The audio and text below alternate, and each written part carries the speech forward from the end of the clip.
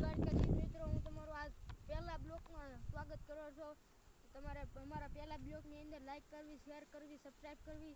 અમારો આ પહેલો બ્લોગમાં વિડીયો જોઈજો તમે કેવો બનશે. તો અમારી વાડી અમે આવ્યા છીએ કેરી ફરવા. અમારી વાડીએ કોઈ છે નહીં એટલે હવે આ કેરી તો અમારી જ છે.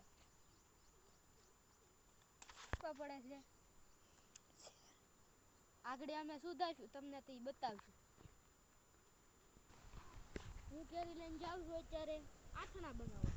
આથણો બનાવીને આગળ જો તમારે ધમસકડી ખાવા મળું તો જ બચે.